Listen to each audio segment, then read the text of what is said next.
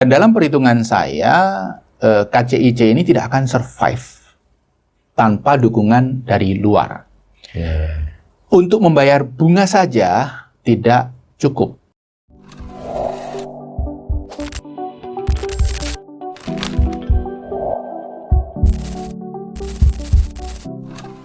Salam cerdas, Ibu Bapak, saudara-saudara yang saya hormati. Kembali berjumpa dengan saya di kanal Awali Rizki dalam sesi Ngobrol Ekonomi. Saya ditemani kedatangan tamu sahabat saya, Mas Wijayanto Samirin. Assalamualaikum Mas Wija. Waalaikumsalam Mas Awalil. Sehat ya Mas Wija? Sehat alhamdulillah. Kayaknya naik gunung katanya kemarin sampai ke Uzbekistan mana? Iya, sempat pulang-pulang kena flu lumayan berat. Apa-apa, tapi kan upgrade lah ya. Begitu. Nah, begini Mas Wija, ini kan sekitar seminggu ini, bahkan lebih mungkin, ini lagi banyak perbincangan di publik ya terkait dengan kereta cepat Indonesia-Cina atau WUS lah kadang kan. Tentunya KCIC-nya itu adalah nama perusahaan ya. Nah, WUS penyebutan populer dari keretanya itu. Nah, perbincangan ini kemana-mana. Yang sekarang ini paling tajam adalah terkait dengan beban utang kan seperti itu. Dan ada pro kontra, bukan soal pro kontranya saja, kita pemirsa ini kan perlu tahu duduk perkaranya, karena kita kanal literasi, nanti soal beban utangnya itu bolehlah di tengah-tengah. Kita mau dengar dulu dari Mas Wija, karena saya lihat ada tulisan Mas Wija ya pemirsa di Kata Data, cukup informatif tentang utangnya, tapi kita coba gali lebih lebar nih. Ini gimana sih ceritanya ada program kereta cepat itu dulunya Mas? Iya, memang kalau kita lihat ya, kereta cepat, MRT ini sudah merupakan rencana lama, gitu ya. Dan kenapa kereta cepat itu dieksekusi zaman Pak Jokowi? Ya kita tahu Pak Jokowi itu kalau tentang infrastruktur itu kayaknya semua oke, gitu ya. Infrastruktur go ahead, gitu ya. Apakah jalan tol, bandara, kemudian kereta cepat, bahkan IKN, gitu ya. Memang passion yang berlebih ini kadang-kadang ada cost-nya. Karena kemudian beliau menggunakan pendekatan reverse planning yang kebablasan. Jadi diputuskan dulu, pokoknya yang lain nanti rencana disusun, visibility disusun. Harus jadi tanggal sekian. Nah ini nampaknya juga terjadi di kereta cepat ini. Reverse planning yang kebablasan. Ada pesan ini harus jalan, kemudian harus selesai kapan. Sehingga menjadi sangat terbatas ruang manuver bagi para teknokrat untuk menyusun rencana. Kalau Mas tanya tadi, ini problem utamanya di mana sih kereta cepat ini? Kereta cepat ini menurut saya problem utamanya di visibility study. Yang tidak akurat. Sehingga narasi yang dikeluarkan di awal sebelum proyek ini dilaksanakan adalah ini B2B. Tidak perlu uang pemerintah. Tidak perlu subsidi. Jadi ini akan jalan. Dalam prakteknya tidak seperti itu.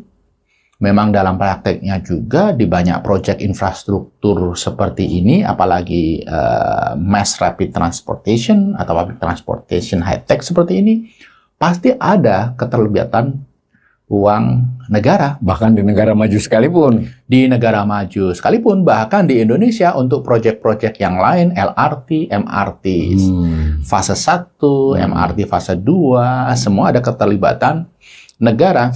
Karena kalau kita belajar kereta api ya, Mas ya, itu pengelolaannya ada dua model. Model pertama di mana operator kereta api itu mengelola dan berinvestasi di jalan, di trek, di prasarana, plus sarana. Sarana itu barang-barang yang bergerak, rolling stock, dan mengoperasikannya. Ada konsep di mana trek prasarana ini dibangun negara. Kemudian operator mengoperasikannya, mereka membeli rolling stock, mengoperasikannya, kemudian membayar toll fee ke pemerintah. Nah, konsep yang kedua ini yang dianggap sukses di banyak negara. misalnya Jepang, Korea Selatan, kemudian Taiwan, beberapa negara Eropa, itu trek dimiliki oleh negara. BUMN swasta boleh mengoperasikan kereta asal mereka membayar.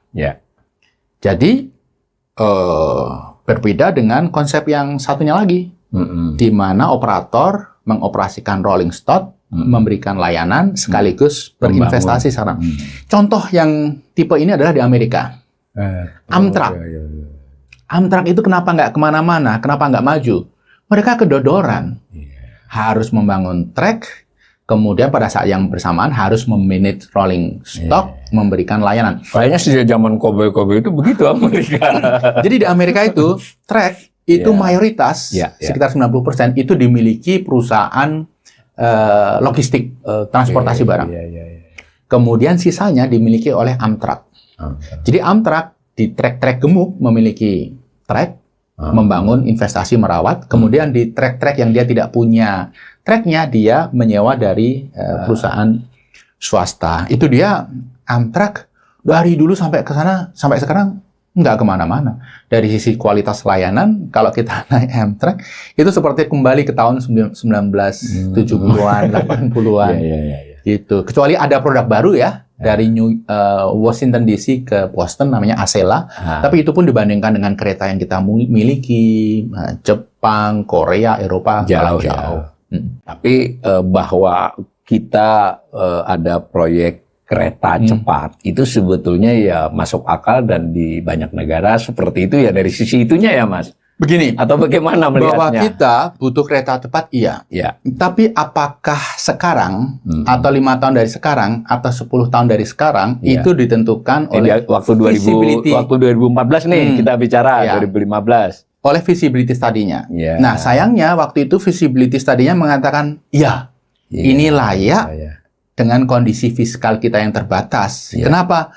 Karena ini bisa B2B murni. Sekitar 2015 ya, 2015 studinya itu. 2015. Ini memang semuanya ini dilaksanakan di tahun 2015. Dari mulai proposal Jepang masuk, proposal Cina masuk, kemudian pemerintah memutuskan itu di tahun 2015 semua. Berarti kita kan sudah mendengar juga tuh, tapi mungkin perlu dispesifikan. Ada dua istilahnya yang memberikan penawaran kalau ini proyek dijalankan, Cina dengan Jepang. Tentu tadi dari penjelasan Mas Wija, di mana-mana proyek infrastruktur itu EPS-nya, feasibility study-nya sangat menentukan kan. Nah, kedua-duanya kan mesti melakukan EPS juga. Bisa nggak kita dikasih gambaran umum tentang EPS kedua-duanya waktu itu ya 2015? Mungkin kita coba bandingkan ya, apple to apple antar proposal ini. Sekarang dari sisi nilai investasi, Jepang itu 6,2 billion US dollar. 6,2 miliar dolar. Cina 6 billion US dollar. Walaupun akhirnya ada cost overrun jadi 7,2. Tapi kita pakai 6,2. 6,2. Kemudian pinjaman itu kalau Jepang 100% pakai pinjaman. Kalau Cina 75% pinjaman. 25% modal ekuitas. Dari siapa? Dari KCIC. Itu PT tersendiri untuk PT KCIC. Di mana 60% dimiliki konsorsium BUMN kita, 40% dimiliki konsorsium Cina. Banyakan kita masih ya. Kita punya 60% dari KCIC. Jadi yang deal kenapa disebut B2B itu KCIC dengan pemerintah. Dan KCIC BUMN itu statusnya ya swasta ya dalam arti itu ya. Betul. Nah, kemudian kembali ke masalah pinjaman. Tenornya sama-sama 40 tahun. Sama-sama 40 tahun.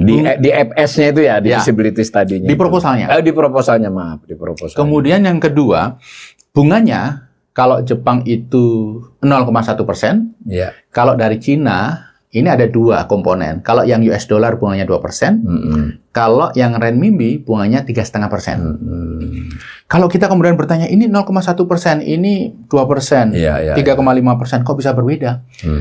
Kita harus melihat kondisi suku bunga.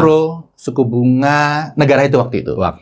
Di Jepang, waktu itu Central Bank rate-nya itu ya 0,1% bahkan negatif. Negatif, ya nol lah ya pada Nol. rata-rata ya. Kemudian di Cina sekitar 4, sekian hampir 5%. Iya. Di Amerika sekitar 3 hampir 4%. Jadi sebenarnya tawaran suku bunga itu merefleksikan situasi moneter negara yang bersangkutan.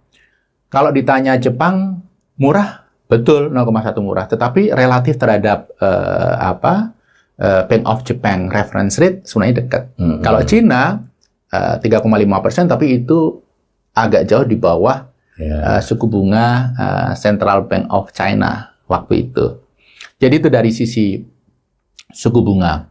Lalu grace period sama-sama. Jadi semuanya itu memberikan grace period 10 tahun. Artinya 10 tahun sejak kredit itu diturunkan tidak perlu membayar pokok.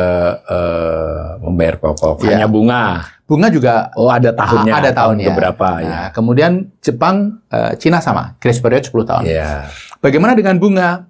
Sama-sama ketika sedang masa konstruksi tidak perlu membayar bunga. Konstruksi ya. Iya. Ya, ada yang namanya interest during construction, IDC. IDC. Nah, selama membangun tidak membayar bunga, tapi kemudian ini dilempar, ditambahkan menjadi pokok. Oh, itu. Setelah proyek berjalan. Setelah operasional. Iya. Nah, kemudian yang menarik, Cina waktu itu mengatakan B2B. Tidak perlu jaminan pemerintah, ya karena ini KCIC. Iya. Kalau Jepang, dia bahkan yang meminjam itu pemerintah. Jadi pemerintah yang meminjam, kemudian pemerintah menugaskan kepada BUMN untuk mengerjakan. Yeah. Jadi ini modelnya sama persis dengan MRT. Di mana pemerintah yang meminjam, pemerintah Indonesia, kemudian pemerintah menugaskan kontraktor joint venture Jepang dan Indonesia mengerjakan, pengelolaannya diserahkan kepada BUMN. Kalau untuk MRT diserahkan kepada BUMD Jakarta. Sedikit tentang MRT, kalau MRT itu kemudian pinjaman itu dibayar oleh pemerintah pusat, tapi Pemprov DKI bertanggung jawab menjalankan sekaligus membayar subsidi. Itu pembagian tugasnya. Nah, hal yang sama akan diterapkan oleh Jepang di kereta cepat serupa ini. Itu ya. Iya. Nah, saya menilai Jepang ini lebih realistis. Ya, karena ini sesuatu yang untuk situasi Indonesia lebih mungkin dijalankan. Kalau proposal Cina B2B, ya ini agak sulit bisa direalisasikan. Karena pengalaman Indonesia, MRT, LRT, kemudian pengalaman negara lain, proyek seperti ini nggak ada. Ya, bahkan kereta B2B. api cepat reguler kita juga masih polanya, masih pola pemerintah yang. Betul. Kemudian Jepang menjanjikan proyek selesai dalam 6 tahun. Cina menjanjikan proyek selesai dalam 3 tahun. Nah, ini yang menarik, Mas. 3 tahun. 3 tahun. Memang wah, ada persaingan luar biasa antara Jepang pada waktu itu dan Cina untuk memperebutkan negara-negara ASEAN, khususnya Indonesia yang populasinya besar. Karena kan Jepang ini mengalami aging population. Dia harus bekerja sama dengan negara-negara di mana populasi masih bertumbuh saat Indonesia. Kalau waktu itu sudah kebayang Indonesia bonus demografi kan. Iya. Nah, yang lebih menarik lagi terkait dengan feasibility study. Iya. Dua-duanya bagian dari proposal ya, dari proposal. feasibility study itu. Mengasumsikan harga tiket 250.000. Oke, 250. Tapi Jepang asumsi jumlah penumpang 40.000 per hari. Sehari 40.000. Ini di tahun 2030. Ya. Cina 64.000 penumpang per hari.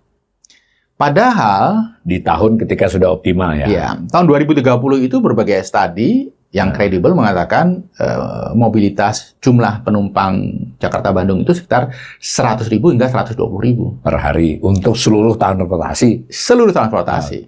Apakah itu yang naik kereta cepat, kereta biasa, kemudian travel, mobil sendiri, atau jalan kaki. Oh, kemarin ada yang bersepeda gitu, Jakarta ke Bandung itu alumni ITB gitu ya. Itu masuk di situ. Jadi memang asumsi Cina 64.000 itu agresif sekali. Artinya 64% atau 50% dari total perkiraan penumpang. Jepang pun juga sangat agresif sebenarnya. Ambisius lah ya. Ya, sehingga kalau kita lihat ROI, return on investment, Jepang itu menjanjikan return on investment 5%. 5%. Dalam US dollar. Dalam US dollar. Kalau dalam rupiah kira-kira 8%. Nah, kalau 8% memang layaknya proyek pemerintah, swasta nggak mau di level itu. Lalu Cina itu 8-10%. Atau itu dalam US dollar. Kalau dalam rupiah sekitar 11-12% sampai 14%. Jadi masuk untuk swasta. Masuk. Dalam hal ini BUMN. Tetapi faktanya ternyata ada cost overrun. Biayanya lebih naik. Setelah dia dimenangkan, dijalankan, proposal tidak sepenuhnya bisa direalisasi. Kemudian yang kedua, jumlah penumpang ternyata tidak sebanyak skenario itu ya. Loh, ini kan 2030. Enggak, kalau kita lihat 1 tahun 2 tahun ini di bawah akan pasti ada kan di proposal kan ada di bawah target karena Cina itu mengasumsikan akan ada pengembangan kawasan TOD luar biasa TOD itu yang saya melihat hingga 20-30 tahun belum akan terwujud. TOD kalau sekarang belum jalan itu jalan. Itu kan sudah dinarasikan sejak lama di Jakarta saja sampai sekarang kan masih terbatas. Jadi itu. Sehingga kembali ke pertanyaan Mas, permasalahannya di mana? Permasalahannya adalah kita dimislead oleh visibility study yang terlalu agresif. Kemudian kita dimislead oleh ekspektasi yang berlebih bahwa itu B2B ternyata tidak. Semua ini hanya bisa menduga, jangan-jangan karena memang ada pesan politik dari top leadership. Ini harus jalan, harus selesai tanggal sekian. Itu bukan bagian kita ekonom, Mas. Tapi ini saya potong sedikit. Berarti kalau Mas Wija melihat ini feasibility study kereta cepat baik yang diproposalkan Jepang, apalagi yang dimenangkan Cina, itu RS-nya terlalu agresif istilahnya. Artinya terlalu optimis ya kalau digambar itu. Itu ya. Dua-duanya terlalu optimis.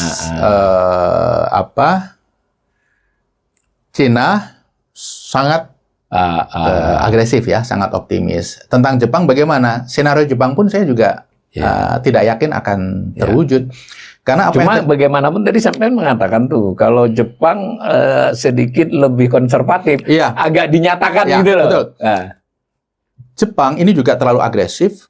Saya yakin tidak akan terwujud. Kita belajar juga. Kita belajar dari pengalaman MRT, dari aspek jumlah penumpang dan dari aspek cost. Cost tetap. Iya. Oke, kita mulai masuk bicara cost overrun. Cina ini KCIC itu kan terjadi cost overrun 20%. 20%. Dari 6 menjadi 7,2 billion US dollar. Jadi sebenarnya cost overrun ini sesuatu yang normal. Ini fakta ya. Di proyek infrastruktur semacam ini ya. Problemnya adalah proposal Jepang itu sudah mengantisipasi ini dengan membuat dealnya G2G. Kalau ada apa-apa pemerintah diskusi dengan sesama pemerintah, sehingga bisa diambil solusi, tidak perlu ribut-ribut. Kita kan nggak tahu ada eskalasi harga di MRT fase 1-2, tapi ada solusi. Sementara yang ini, yang KCIC itu ya dinarasikan B2B. Ini kan tidak sesuatu pakai yang luar duit biasa. APBN gitu. Ternyata tidak. Dan ketika ini melibatkan BUMN, apalagi konsorsiumnya ada 4 BUMN, kemudian melibatkan pihak lain dari Cina yang 40% sahamnya, ini kan diskusi ini menjadi diskusi terbuka. Ada pihak ketiga yang memberi utangan, Bank Cina kan, lain lagi kan. Betul. Ini kan menjadi diskusi yang terbuka, menjadi konsumsi publik. Ini bagus dari sisi transparansi, tapi buruk dari sisi noise. Ini isunya bisa kemana-mana. Kalau ditanya, apakah ada potensi korupsi? Mas, ini Indonesia. Proyek apapun. Hampir semua proyek resiko korupsinya tinggi. Makanya saya juga sangat mengapresiasi teman-teman termasuk para ekonom yang terus mengkritisi ini. Mendorong KPK untuk mendalami ini. Karena potensi itu Ada. Ada. BPK itu memeriksa loh Mas. Pemeriksaan tahun 2022 atas kejadian 2021, 2020 tentang cost operan itu ya. Katanya gimana? Ada indikasi temuannya Mas. Tapi memang begitu kan, BPK suka begitu tuh buat pemeriksaan, minta ditindaklanjuti oleh para pihak. Tapi memang tidak ditindaklanjuti. Jadi ini para pemirsa, buat mereka yang ini boleh masuk ke laman BPK atau minta di PPID-nya, baca dan itu bisa diangkat. Tapi tadi jadi satu hal itu, artinya bahwa tidak tertutup kemungkinan dan berdasarkan kebiasaan banyak proyek di Indonesia ada yang tikus-tikusnya. Itu satu soal. Itu diselesaikan dengan cara hukum, dengan cara investigasi. Tapi hal bahwa ini sudah mengakibatkan sesuatu, itu kan harus ditangani. Betul. Ya artinya kan nggak bisa itu. Nah ini kan tadi kita di ujungnya tadi sudah merasa B2B ini ternyata narasi awal saja. Di tengah-tengah ya disebut tidak campur, bagaimana tidak campur? Ini mungkin nanti silakan dikoreksi Mas. Ketika pertama saja pemerintah memang BUMN. BUMN ini secara hukum ya swasta ya. Tetapi ketika mereka ikut dikasih PMN, jadi duitnya sendiri saja nggak cukup. Itu satu. Di pertengahan jalan ketika cost operan, salah satu solusinya kan adalah penyertaan modal tambahan. Itu juga bingung lagi ini kan, karena di awal aja sudah sulit. Sehingga kereta api yang dapat tahun 2022 Mas, itu kereta api dapat penyertaan modal, akhirnya porsinya kereta api paling besar di BSBI ya, yang Indonesia. Nah sementara si Wijaya Karya turun porsinya, bukan duitnya. Nah ini kan artinya bagaimanapun kan APBN sudah ikut, tidak secara langsung tapi ikut. Nah sekarang ketika terjadi utang, jadi terjadi huru hara tadi. Jadi tadi urusan bahwa terjadi masalah entah itu dalam feasibility study, entah itu dalam pelaksanaan proyek, entah itu tender, itu biar kita periksa laporan BPK, kemudian juga para investigator semualah silakan. Tapi saya dengan Mas Wijaya ini yang nggak ke situnya nih, ke yang bagaimana ini situasinya, bisa nggak digambarkan pada saat kita bicara ini utangnya itu seperti apa Mas komposisinya? Utang dulu nih. Sebelum ke sana Mas, saya ingat statement Pak JK.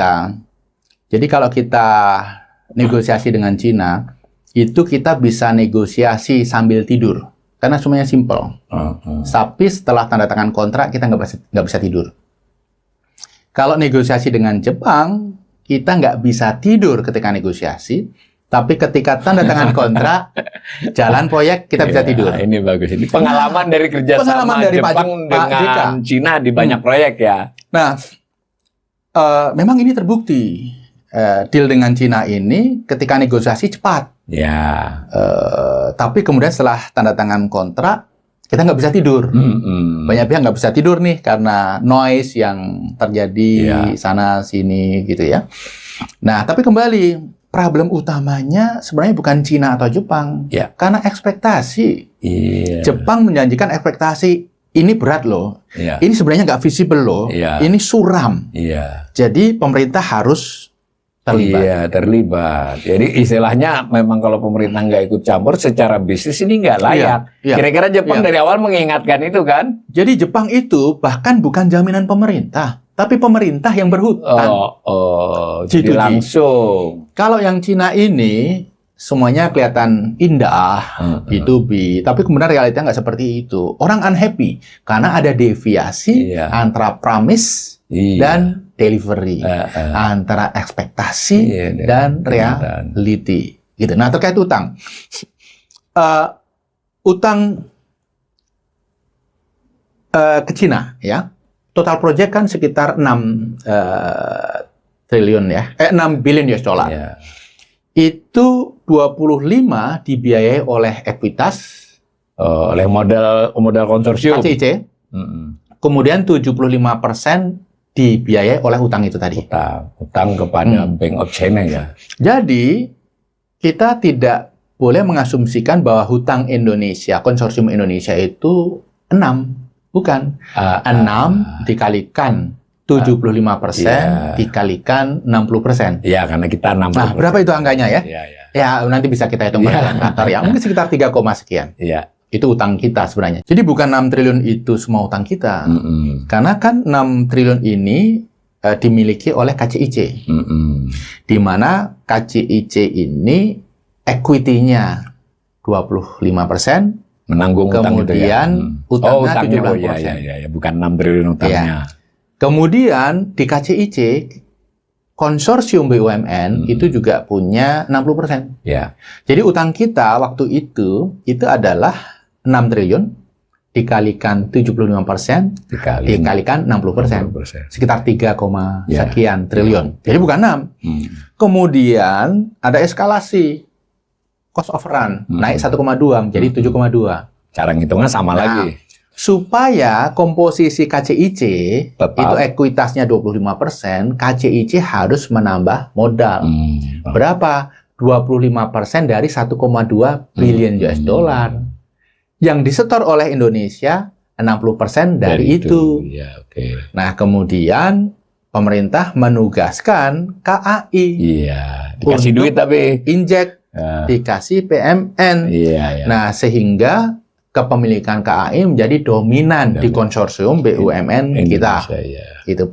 Nah, untuk pinjaman yang kedua ini, yang 75% dari 1,2 billion US dollar ini, pihak Cina minta ada penjaminan.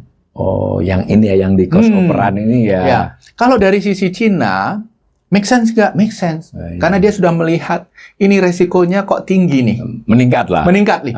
Saya nggak mau B2B. Saya mau government terlibat. Minimal makanya, untuk yang cost of run ini. Iya. Makanya pemerintah memberikan penjaminan. Bunganya pun naik. Menjadi 3,4%. Iya. Jadi tadinya kan 2 dan 3,5, ini menjadi 3,4. Dalam yang US dollar ya. Dalam yuan. Oh, dalam yuan. Ya. Renminbi ya. Ya, artinya apa? Mereka melihat ada risiko sehingga bunganya sedikit naik, kemudian perlu penjaminan. Pemerintah masuknya penjaminan melalui PMN ke KAI. Karena di antara semua BUMN, saya melihatnya ya, yang paling relevan untuk bidang ini ya KAI. Sejak awal dilibatkan. Ya. Cuma waktu itu dia nomor 2, sekarang ditambahi ya. Ya, jadi dia menjadi controlling partner di konsorsium BUMN. Ya. Jadi sebenarnya total hutang konsorsium BUMN dalam seluruh proyek ini 3,24 billion US dollar. Jadi bukan 7,2. Oke. 3,24 billion US dollar, di mana 2,7 itu B2B. Kemudian 0,54 billion US dollar itu dijamin oleh setengah miliar dolar ya kurang lebih setengah miliar dolar. Ya 8-9 triliun kalau sekarang. Jadi bukan yang dijamin oleh pemerintah itu seluruh hutang yang 3,24, tapi hanya yang 0,54 sekitar 8-9 triliun US dollar. Nah, ini memang struktur proyeknya ini menjadi sangat kompleks, Mas. Dari mulai kepemilikan saham, kemudian hutang, dan seterusnya. Memang dalam konteks ini, saya lihat Jepang lebih praktikal. Dia lebih biasa deal dengan negara-negara seperti Indonesia. Mereka mengedepankan simplicity. Udah deh, saya deal dengan government. Government silahkan deal dengan siapapun. Silakan. Tapi kalau hutang ini, deal dengan government deal dengan pemerintah Jepang. Nah, yang menarik juga, kalau kita lihat MRT, itu JICA, lembaga Jepang, itu betul-betul memonitor semua detail. Aspek teknis, tender, keuangan, segala macam. Sehingga kita bisa melihat kualitas proyek yang bagus. Sementara kalau KCIC itu rasanya tidak ada yang mengontrol. Uang kita dari hutang BUMN, gitu kan? Dan BUMN tidak berkepentingan harus melibatkan pihak lain untuk mengontrol. Sementara di Cina sendiri, Mas, Cina sendiri, di awal ketika mereka membangun kereta cepat, mereka bisa 100% pakai uang sendiri. Tapi mereka pinjam World Bank 10% saja. Kenapa 10%? Dengan kehadiran World Bank, maka dari proses tender, kemudian implementasi di lapangan, monitoring, reporting, itu ada yang ngawasin. World Bank hadir di sana. Sehingga pemerintah Cina tinggal santai-santai. Kalau tidak ada World Bank dan Cina situasinya masih seperti saat itu, banyak korupsi juga, berantakan juga. Jadi mereka secara cerdas melibatkan World Bank dengan pinjaman yang tidak terlalu besar, tapi keberadaan World Bank itu minimal memonitor proyek. World Bank bukan memonitor untuk kepentingan Cina, memonitor untuk kepentingan dirinya, supaya uangnya kembali. Nah, di proyek ini yang saya lihat agak kendor adalah monitoring dari pihak yang kredibel. Tapi apapun Mas, utangnya itu baik yang utang KCIC ya toh, maupun utang tambahan yang dijamin pemerintah yang bagian kita ya 2,7 tambah 0,5 kurang lebih 3,25 itu sejauh ini kan menjadi beban masih karena si KCJ-nya masih rugi ya toh. Kalau dia masih rugi kan ya saya nggak tahu sampai yang tahu perusahaan, lalu si pemilik modal kan 4 BUMN kita ini kan juga katanya masih harus ikut backup terhadap kerugian itu, lalu masih ke depan lagi kan, kita belum tahu nih feasibility study-nya itu seperti apa, mulai kapan untung, dan terutama dalam konteks utang mulai ada yang jatuh tempo kan, karena dicicil itu kan satu soal lagi, bunga soal lain lagi, gimana Mas dengar dari itu? Jadi gini, Mas Awalil, memang dinarasikan bahwa KCIC ini sudah untung secara operasional. Sebenarnya kalau kita yang dibebankan hanya yang bersifat cash flow, iya. Jadi penerimaan dikurangi cash untuk pengeluaran, itu kita sudah untung sedikit. Tapi kalau kita berbicara keuntungan operasional, itu kan harus memasukkan depresiasi dan amortisasi. Kalau itu dimasukkan, kita rugi cukup besar. Secara operasional kita pun rugi kalau menggunakan accounting yang benar ya. Apalagi kalau kita masukkan bunga. Ini kita rugi besar sekali dan dalam keuangannya gede. Dan dalam perhitungan saya KCIC ini tidak akan survive tanpa dukungan dari luar. Untuk membayar bunga saja tidak cukup. Jadi nggak mungkin ngandalin penumpang yang beri tiket dengan tiket wajar, itu nggak mungkin ya? Mungkin, walaupun terjadi kerja keras untuk meningkatkan jumlah penumpang, ini tidak mungkin mampu membiayai operasional plus bunga. Apalagi ketika beberapa tahun ke depan kita harus mulai mencicil pokok. Kan tadi berat sekali. Tahun, ya. Sekarang saja sudah negatif, sehingga BUMN yang masuk dalam konsorsium ini juga keteteran karena dia harus chip in ke KCIC. Memang begitu ya? Iya, keteteran semua. KAI performanya bagus, tapi secara financial buruk. Jangan-jangan itu sebabnya saya kalau pulang ke Jogja tiketnya masih mahal nih. Oke. Ya, jadi itu situasinya perlu dukungan dari luar. Nah, apakah Danantara ataukah apakah pemerintah cawe-cawe dengan APBN? APBN itu kan tidak harus pembiayaan ya, tidak harus pengeluaran ya, belanja, tapi juga pembiayaan gitu. Melalui PMN gitu. Nah, saya rasa kok kita harus berpikir luas ya. Dana Danantara, dana APBN itu sama-sama uangnya rakyat. Tidak perlu ada dikotomi Danantara atau APBN, kita mencari solusi terbaik. Sebenarnya kita salah kalau mengasumsikan Danantara itu kaya duit. Salah, Mas. Oh, Danantara setiap tahun dapat 84 triliun dividen. Salah. Kenapa? BUMN itu membayar dividen, tapi supaya bisa beroperasi, BUMN itu juga menerima PMN dari pemerintah. Setelah ada Danantara, dividen diberikan ke Danantara, tapi PMN tidak dapat lagi. Nah, angkanya berapa sih? Gini Mas, saya sudah hitung.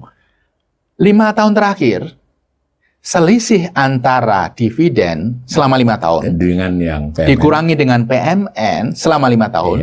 Dibagi 5 tahun, jadi rata-rata per tahun, itu hanya 5 triliun. Oh, kecil banget ya 5-10. Tapi itu kan karena juga ada proyek infrastruktur dan COVID. Ya anggap aja 10-20 lah ya. Kalau kita tarik 20 tahun, Mas. Ini penting. Angkanya bukan 5 triliun, naik dikit. 7 triliun per tahun. Artinya apa? Sebenarnya angka yang diterima Danantara itu gede kesannya. Tapi sebenarnya yang net cash inflow itu kecil. Kecuali Danantara nggak mau PMN lagi. Nah, kalau Danantara harus nanggung kereta cepat, Garuda, restrukturasi Garuda, restrukturasi BUMN farmasi, BUMN karya, dan lain-lain, nggak akan cukup. Patriot Bond, nothing dibanding kebutuhan ini semua. Jadi dan Patriot Bond kan utang, biar bunganya kecil kan untuk punya duit orang itu. Yang saya khawatir nanti ada Patriot Bond jilid 2. Ini Patriot Bond jilid 1 saja, pengusaha-pengusaha masih belum pada setor. Komitmen baru komitmen. Iya, mereka harus dikejar-kejar. Oke, kembali ke soal kita ini. Kembali ke masalah Danantara bisa nanggung nggak? Pasti berat. Pasti Danantara akan kesulitan menjalankan penugasan-penugasan strategis lainnya. Apakah itu menarik investasi, apakah itu membangun renewable energy, ketahanan pangan, ketahanan energi, itu pasti akan sulit. Karena kita sering overestimate dengan likuiditas, kemampuan finansial dari Danantara, nggak sehebat itu. Makanya saya dalam artikel di Kata Data itu mengusulkan 3 solusi, detailnya bisa dibahas, tapi kira-kira ada 3 opsi sebenarnya, Mas. Opsi pertama, pemerintah menanggung yang dia jamin. 0,54 miliar dolar. Kemudian Danantara menanggung yang tidak dia jamin. Ini straightforward, simple. Jadi Danantara menanggung 2,7 miliar US dollar. Kemudian pemerintah menanggung 0,5 miliar US dollar. Tapi ini berat bagi Danantara. Sehingga opsi yang ketiga, nanti saya sebutkan opsi tengahnya, karena ini hanya rata-rata di antara keduanya. Opsi ketiganya, itu kita kembalikan ke Undang-Undang tahun 23, tahun 2007, tentang perkeretaapian.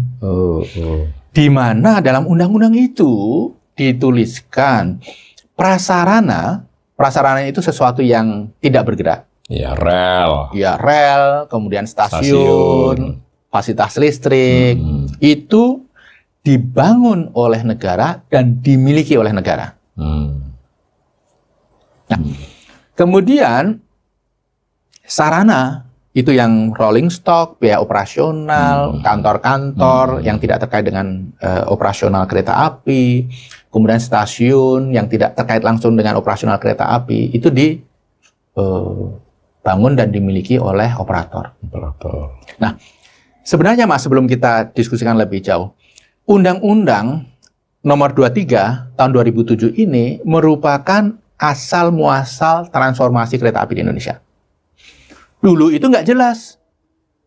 Kereta api itu membeli gerbong, merawat gerbong, menjalankan operasional, merawat rel, merawat sinyal. Nah, makanya namanya jawatan kan dulu. Iya, semuanya dia tanggung. Jawatan. Sehingga sering macet, sering kecelakaan, relnya jelek, segala macam.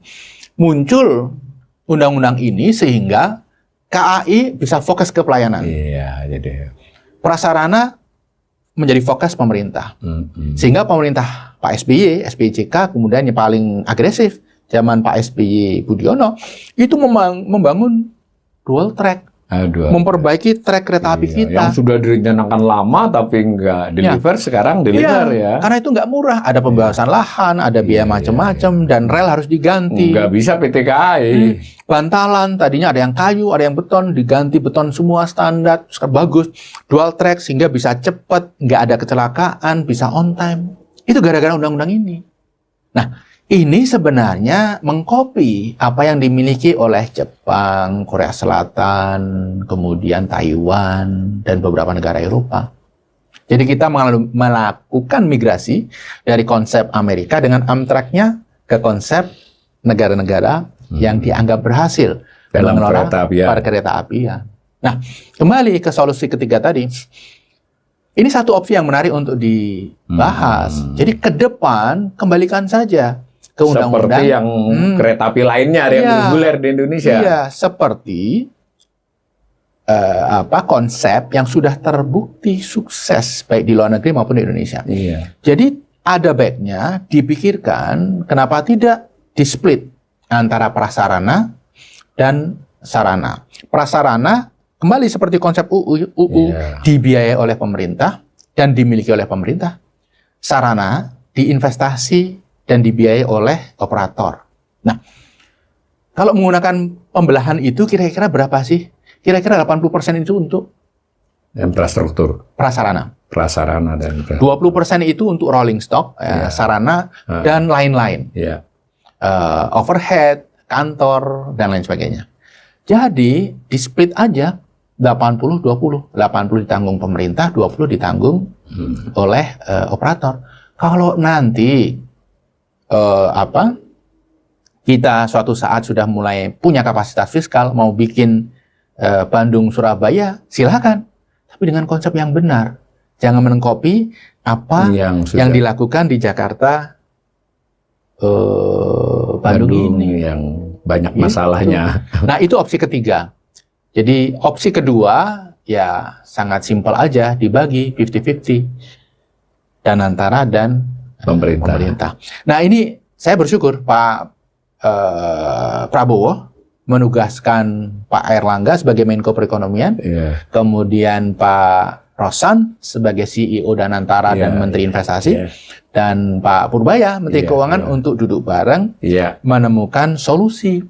Saya berharap solusinya itu bukan solusi yang hanya untuk proyek ini saja, solusi yang bisa menjadi benchmark. Ya, sekurang-kurangnya di peraturan pemerintah. Platform, solusi yang bisa menjadi platform untuk pengembangan sektor perkeretaapian ke depan. Begitu. Karena bagaimanapun ini kan benar-benar sudah jadi masalah, Mas. 3 opsi tadi kan juga bukan soal sederhana ya. Kalau misalnya opsi ketiga itu kan bagaimana nanti perpindahan kepemilikan dari KCIC kepada pemerintah itu kan memerlukan teknisnya. Nah, yang di tengah-tengah juga begitu. Dan kalau misalnya dibuat 50-50, ini kita fair saja pemirsa. Jadi kayaknya itu lagi nggak disenangi netizen. Itu yang bangun kereta api ngono-no, masa kita yang bayar. Tapi bagaimanapun, Mas Wijaya ini seorang ekonom dan beliau juga sebagai konsultan dahulu-dahulu untuk soal-soal begini. Saya kira kita harus harus kepala dingin dulu nih. Bahwa kita mau coba cari dulu tikusnya siapa, itu soal lain. Ini di depan mata dan akan masalahnya ini akan terus berkembang kan? Ya, jadi gini, memang sekarang ini apapun yang solusi apapun yang seolah-olah menentang rezim sebelumnya baru populer. Tapi begini, yang populer di kalangan netizen, di kalangan masyarakat, itu belum tentu yang terbaik bagi solusi bangsa. Netizen kita pertimbangkan, rakyat harus dipertimbangkan. Betul, mereka sangat penting. Justru kita membuat diskusi ini, isu kereta cepat menjadi naik, dibahas di mana-mana. Ini kan karena concern netizen. Kita sangat apresiasi itu. Tapi terkait solusi, harus tetap dengan kepala dingin sambil mendengarkan concern para netizen dan masyarakat. Saya juga sering ditanya, Mas, ini kalau begitu kereta cepat Jakarta Surabaya, artinya Bandung Surabaya, itu dilanjutkan atau enggak? Saya selalu mengatakan begini, kalau kita sedang menghadapi masalah, kemudian kita memutuskan untuk lanjut, itu kok kita enggak belajar Saya rasa sih solusi yang menurut saya paling pas adalah ini harus kita carikan solusi. Kasus hukum harus diperiksa. Ini terpisah dengan solusi masalah finansial. Ini harus dikerjakan. Kalau semuanya sudah beres, kita tata ulang baru berbicara Bandung Surabaya. Memang kita perlu Bandung Surabaya, tapi tidak dalam waktu dekat menurut saya. Itu kan ada ide juga, Mas. Masa Mas Wijaya juga sudah pernah debt swap to equity. Jadi utangnya gimana kalau di swap dipindah menjadi saham? Gimana, tadi terkait solusi utang siapa membayar berapa itu dilakukan setelah kita selesai negosiasi dengan Cina. beberapa opsi yang menurut saya bisa dilakukan. Kalau ada usul haircut, nggak mungkin. Haircut itu biasanya hanya terjadi kalau default. Dipotong pokoknya. Dan kita harus mempertimbangkan counterpart di Cina pasti nggak mau. Karena kalau dipotong pokoknya, itu langsung masuk dalam buku mereka sebagai rugi. Nggak mau pasti mereka. Ya, di pihak bank Cina yang utangnya itu ya. Jadi lupakan haircut. Yang mungkin dilakukan adalah diperpanjang, kemudian restrukturisasi ya. Iya, bunga diturunkan, grace period diperpanjang. Yang terakhir yang Mas tadi sampaikan, yaitu equity swap. Kita ini punya 60% di KCIC. Apa betul kita perlu 60%? Jangan 51 aja. Yang penting kan kita kontrol. Entitas bisnis itu bisa dikontrol kalau seseorang punya 50% plus 1 lembar saham. Oke, 51%. Tapi kan ini strategik, Pak. Begini, kurang strategik apa Telkom itu? Telkom itu paling strategik di Indonesia yang non-bank ya. Yang listed ya. Kita hanya punya 52%. Dan dengan 52%, itu kita bisa kontrol semuanya sektor telco ini. Gitu. Karena dia TBK itu ya, Telkom. Dengan debt to equity swap, kita mengontrol dari 60 turun ke 51%, tetapi minimal kita bisa mendapatkan sesuatu dari swap ini. Beban hutang kita berkurang. Dihitung lah ya, belum tentu si yang 40% itu bisa saja yang ditawari banknya itu kan. Bisa. 10% ini bisa ditawarkan ke siapapun. Bisa ke counterpart kita yang punya 40%, bisa juga ditawarkan kepada investment vehicle-nya. Tidak harus kepada krediturnya itu. Tadi dari duit ini bayar, ini Rizen biar paham, dibayar ke krediturnya itu. Jadi utangnya jadi sangat kecil gitu kan. Jadi kalau kita tadi total hutang yang kita miliki 3,24 dengan itu debt to equity swap tergantung ya valuasi saham KCIC dan berapa. itu nego juga ya urusannya. Kalau dianggap valuasinya ya at book value ya kira-kira hutang kita jadi 2,9. Lumayan turun. Bisa itu ya. Tanpa kehilangan kontrol. Itu salah satu opsi. Dan dari gambaran Mas Wijaya ini, kita netizen ini butuh penjelasan yang sifatnya umum tapi bisa dipertanggungjawabkan dari para pihak. Itu baik itu pemerintah, kementerian, maupun dari KCIC sendiri kan. Tetapi untuk hal-hal yang lebih teknis, karena yang namanya bisnis itu dinamis dan juga supaya jangan jadi gorengan, itu kita juga percaya kan pada itikat baik para pihak untuk perundingan gitu ya Mas ya, yang mesti Ya, kita juga tidak berharap sampai detik. Nah, ini saya masuk ke hal yang sangat krusial, Mas. Saya ini kan, Mas Wijaya sudah tahu sendiri sebagai host, sebagai ekonom, orangnya kan hidupnya di depan laptop ya. Cek itu. Ini menarik. Semua perusahaan-perusahaan besar itu kan ada lamannya. KCIC juga ada lamannya, Mas. Nah, saya tidak bisa membayangkan di KCIC itu tidak ada laporan keuangan sama sekali loh, Mas. Ya kita kan tidak berharap dia, karena dia bukan TBK, tidak harus dia menyodorkan laporan keuangan yang seperti perusahaan terbuka. Tapi situ kan ada BUMN. Masa iya kita nggak bisa lihat? Ini bagaimana Mas pandangannya? Gini, kalau saya dalam posisi KCIC ya, saya kan melihat bahwa ini sudah menjadi concern masyarakat luas. Dan bahkan sebelum menjadi concern masyarakat luas, seharusnya sudah mengantisipasi. Jadi informasi-informasi basic lah itu harus dipublish. Jumlah penumpang, penerimaan, kemudian utang, ini segala macam. Ikhtisar keuangan lah. Ikhtisar keuangan. Yang inti-inti saja. Barangkali 10 hal paling penting atau bahkan 6 hal paling penting. Supaya hoax juga nggak beredar. Kan ini yang nanti juga harus di-disclose, walaupun tidak semuanya, adalah poin-poin kontrak. Dengan KCIC dengan pihak Cina itu apa? Karena jangan sampai kemudian beredar rumor macam-macam gitu. Karena lebih baik fakta itu didisclose tapi secara terkendali dan terencana daripada kemudian para pihak mencari fakta-fakta dari sumber-sumber yang justru akan merugikan KCIC. Lanjut ke sini Mas, ini soalnya kan pada posisi sekarang tadi kan 60% konsorsium Indonesia, 40 Cina. 60% ini akibat KAI tahun 2022 ditambah masuk dengan tambahan modal. itu KAI yang pegang 58, si itu jadi 35 Wijaya. Dulu kan KAI cuma 25. Waskita, Wijaya. Nah, KAI ini sama nih, KAI sih kalau saya bisa, karena dia kan lumayan lah, ada lah mengunggah laporan keuangannya. Nah, tetapi meskipun samar, malah ada pernyataan-pernyataan dari KAI, mereka mengakui bahwa beban kereta cepat ini dia masih laba, Mas. KAI ini masih laba nih. Tetapi kelihatan labanya menurun beberapa tahun, 2 tahun terakhir ini. Dan saya sebagai pengguna setia kereta api Indonesia, Mas, itu merasa bahwa tiket kereta api Jakarta, Jogja, Semarang, itu mahal, Mas. Ya. Makanya penumpang sekarang tidak pernah penuh. Penggantinya bus. Ya, artinya ini kan meskipun mungkin ada hitung-hitungannya kereta api lebih bagus terisi 60% dengan tiket segitu, tetapi apapun alasannya, boleh dong saya sebagai pengguna.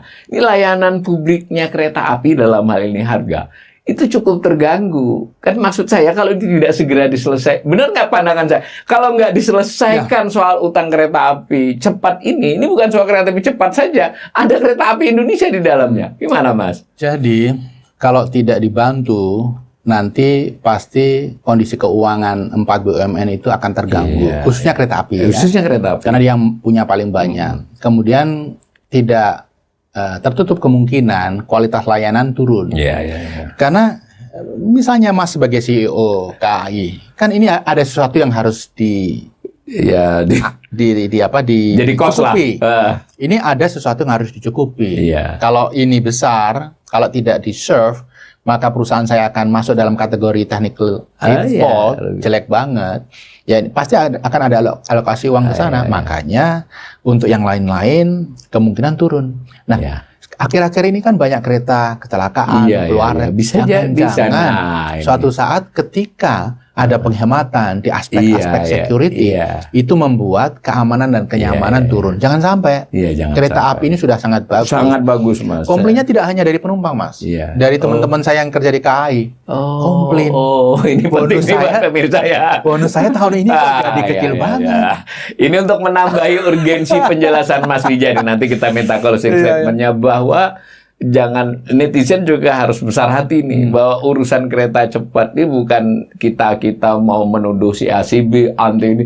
Ini sudah jadi masalah sekarang, dan masalah ini harus diselesaikan sebaik-baiknya untuk keseluruhan. Gitu kira-kira. Mas, penutup Mas, harapannya Mas Wijaya terhadap penyelesaian kereta api ini. Harapannya solusi yang ditempuh adalah solusi yang komprehensif.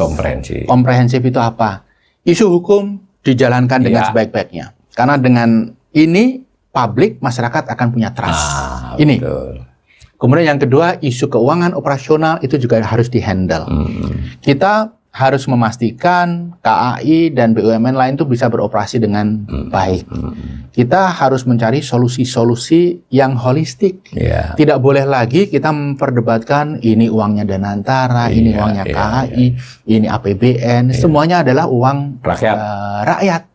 Jadi hanya dengan cara seperti itu kita bisa dapat solusi yang terbaik, optimal dari kondisi yang ada ini. Demikian ya pemirsa, mudah-mudahan penjelasan dari narasumber saya Mas Wijaya ini bisa memperkaya, menambah informasi dan pengetahuan pada para pemirsa saya. Dan sekali lagi kita semua ini bertanggung jawab dan harus turut serta dalam membangun ekonomi negeri ini, yang salah satunya kita turut mencermati, turut mengawasi bagaimana keuangan negara, keuangan rakyat dikelola. Mudah-mudahan kita akan menyongsong masa depan yang lebih baik dari sekarang. Terima kasih Mas Wijaya.